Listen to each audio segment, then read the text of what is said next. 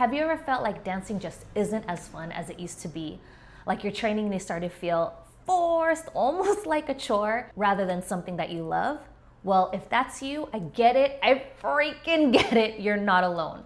Burnout happens to pretty much every dancer at some point. And today I'm gonna share some practical ways to bring the joy back into your dance journey. Hey everyone, it's Mel here and welcome to the Confident Dancers channel. We post weekly dance tutorials for you, and what I've been doing new is sharing some mindset videos. So if you find value in videos just like this, like and subscribe to our channel. If you're an individual who wants to level up your dance journey, go ahead and click on the link below. Let's set up a call to chat and see how we can help you to build and be a confident dancer. In this video, I'm gonna share 3 tips to avoid burnout and stay motivated in your dance journey. I remember my first experiences of burnout back in 2009 when I was going hardcore in choreographing, producing shows, teaching full-time, and even being an active dancer in the scene. I have a very distinct memory doing all of that, and I was getting sick for some reason. So I'm like, all right, whatever. I just kind of brushed it off as catching a cold. I was taking Dayquil, NyQuil, pre-workout just to catch up with my schedule, and I was still staying sick, not realizing that me being sick is my immunity starting to slow down, and it's my body telling me, Mel, stop, you're doing too much, your body is burning out. But I had no awareness of that. Well, that's what was happening at the time.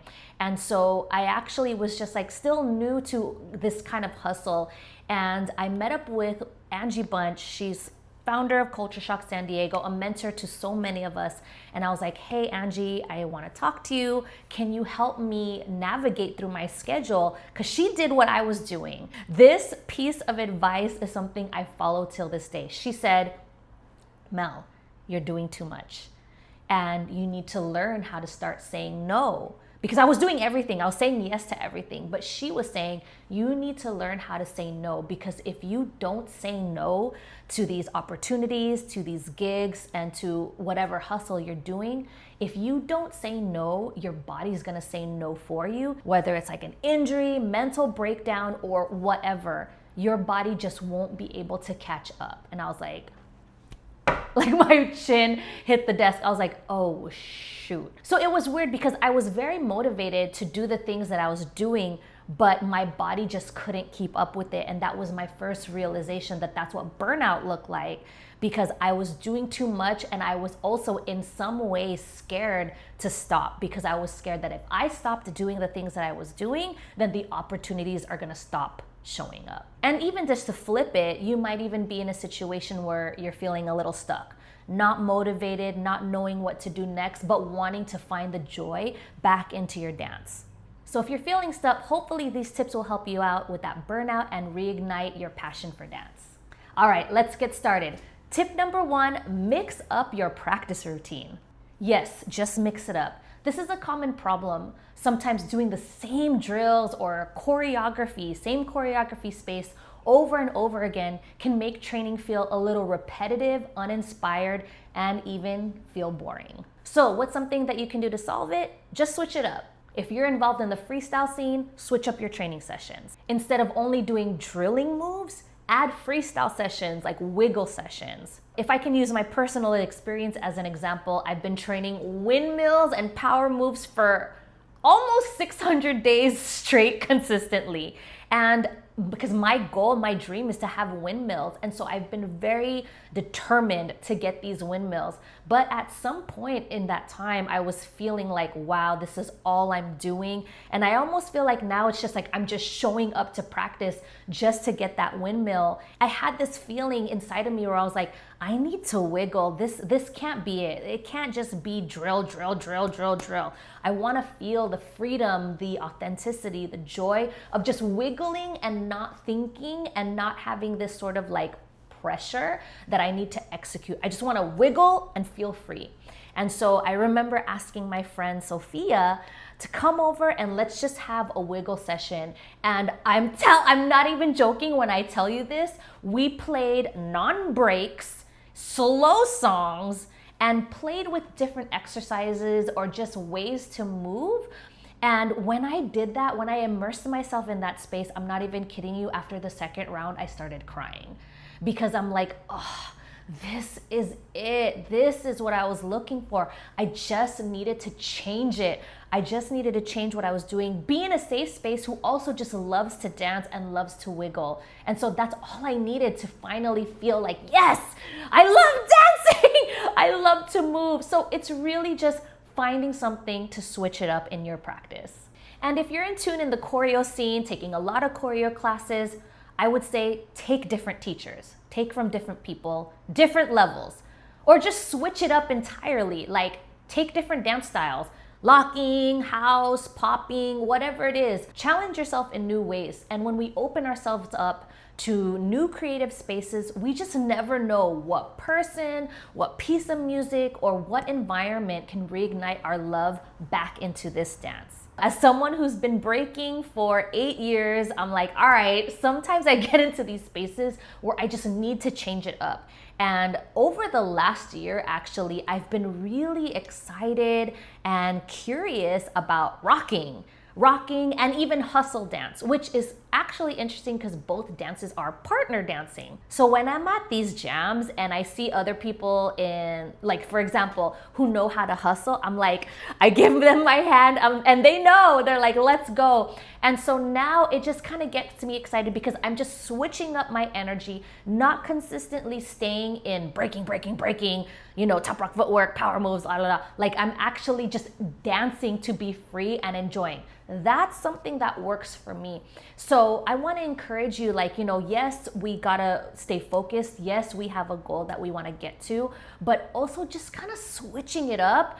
So you're not always having ketchup and mustard on your burger. Put some pickles on it, put some grilled onions on it, switch it up. So it's like, okay, something different. So I'm a creature of habit, but yes, I do need to change things up once in a while because I just know how I am. I want to be able to fall or stay in love with this dance, but I can't stay always eating with a burger with mustard and ketchup on it. I don't know if that's a good analogy. So, all right, so let's just take a moment right now and just ask ourselves. Ask yourself, what's one part of your training that feels repetitive? Drop it in the comments. I'd love to suggest ways to switch it up for you. Tip number 2, schedule rest days. All right.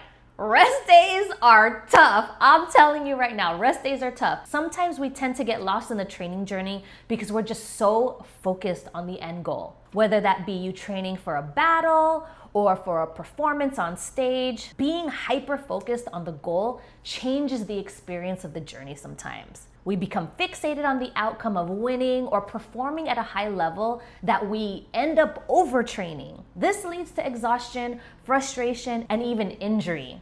And as hard as it is, sometimes the best way to improve is to just step away from a bit. Yes, I know it's hard. Resting is hard, right? Well, how do we do that? Okay, the same way that you plan your training schedule, you gotta plan your rest day in it. Take at least 1 or 2 days off each week from that intense training that you're doing. Use these rest days to stretch, to meditate, or just enjoy music without feeling the need to perform and train. We gotta remember that rest is training. Rest is training. It's part of our discipline so that we can perform again at high levels. You can even cross-train with other creative activities that'll benefit what you're training for. Work on mobility, flexibility, strength training to support your dancing.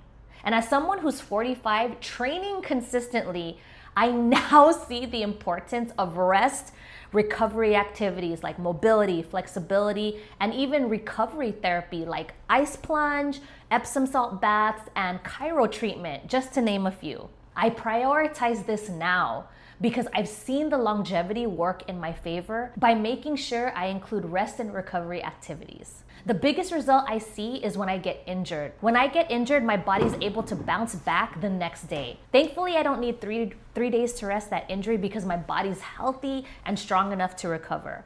And that only happens because I put a high priority on rest and recovery activities. So here's a mindset shift. Resting doesn't mean losing progress. It actually helps us come back stronger.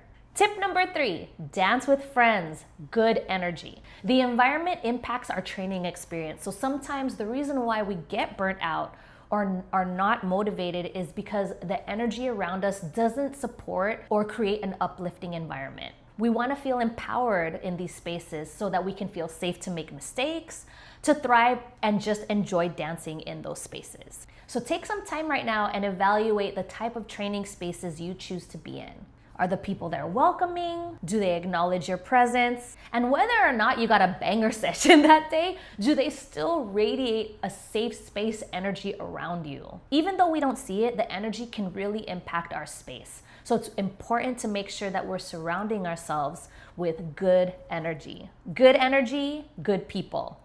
Negative energy will drain us, which will eventually lead us to burnout and just be not motivated to practice. So if you're like me that loves to practice alone, there are benefits to that. But if you're feeling unmotivated, taking yourself out of isolation and going to a space with good vibes, good energy can be the best medicine to get yourself out of that funk.